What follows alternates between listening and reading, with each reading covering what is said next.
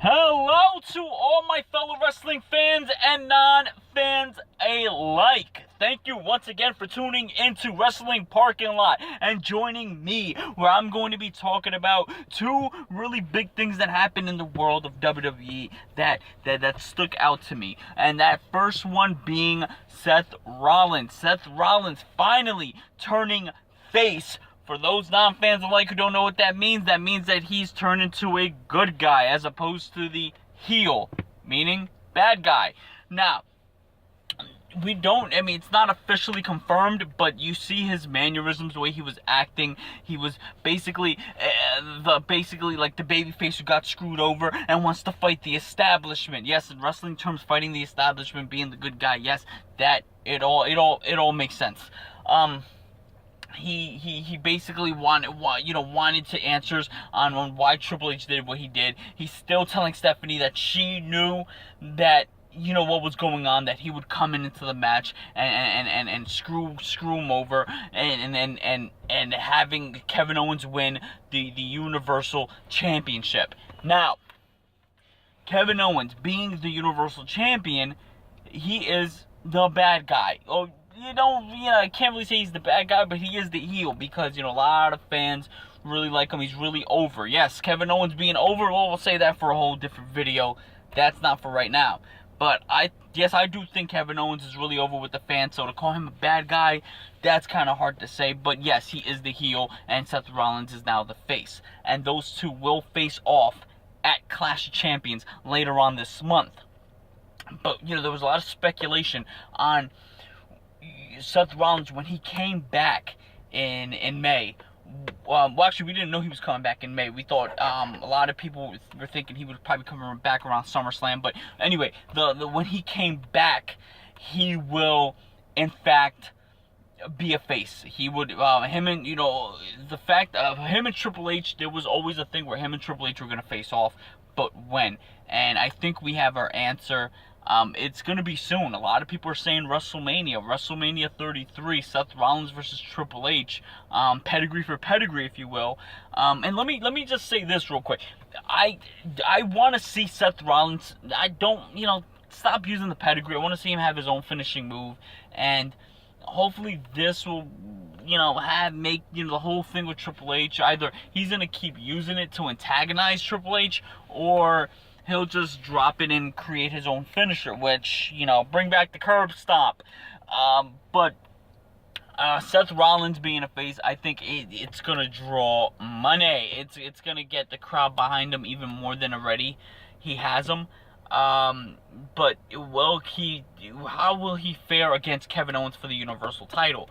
When I think of Kevin Owens and Seth Rollins, I do think of the indies. I think of guys who came up through the ranks, and I think of talented individuals. I think of anti-establishment kind of wrestlers who don't abide by the typical wrestler mold. They kind of do their own thing, and I think that's why the fans love him so much. But to see Seth Rollins as a face is just incredible. One thing that we did get shocked to see was Roman Reigns. At the end of Raw, Roman Reigns comes out to confront Kevin Owens. Now, Kevin Owens had just defeated Sami Zayn, which to see Sami Zayn, losing quite as much, it sucks because I am a Zayn fan. I'm a Sami Zayn fan, so to see that, it kind of it does suck. Why is he jobbing out? I mean, he's not jobbing out to just anybody. He is jobbing out, I guess, to the Universal Champion. But it still sucks to see. But after Kevin Owens did defeat Sami Zayn with the powerbomb, Roman Reigns surprisingly comes out. We hadn't seen Roman Reigns throughout the show. At least I didn't, unless I missed something. I hadn't seen Roman Reigns, and then he comes out, and of course the crowd reacts with some pretty stiff boos.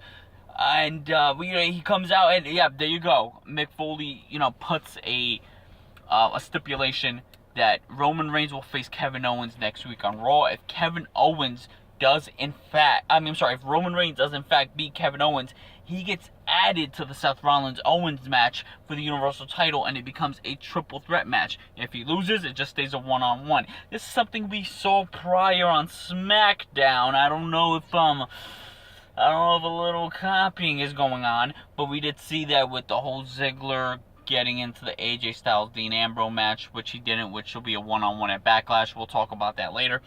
But yeah, so the fact now I'm like, oh, Reigns. Now I think I'm guessing Reigns is really gonna get involved, because Reigns, I guess, got screwed over by Triple H too. So now we're gonna see Roman Reigns in the match. I want to see a one-on-one Kevin Owens Seth Rollins Universal title at Clash of Champions. Is that so much to ask for? Anyway, speaking of Roman Reigns, this is part 2 of what interested me, and that's, one man turns face, another team turns heel. We're talking about the Usos. The Usos have turned heel. They are now bad guys when they took out American Alpha. Chad Gable's knee, they just did a number on the guy's knee, and American Alpha, they advanced. They beat the Usos in pretty quick fashion on SmackDown to advance the face, Heath Slater and Rhino. And what happens next? The Usos say, screw that. We've been here for 6 years, and they try to please the crowd, and then the crowd, turns on them and turns on them and cheers on American Alpha. Now, if you ask me, the Usos haven't been so hot lately. Let's be honest. The Usos, it's fun to it's fun to do that whole thing, and do the whole crowd chant. But let's be honest, they haven't exactly had the crowd behind them, especially when they teamed up with their cousin Roman Reigns, and then we all know how people feel about Reigns. Then they're gonna, feel the same way about the Usos. But anyway, I think this is good for the Usos. This is good for SmackDown to have a heel tag team. I think the Usos are much better in a heel setting.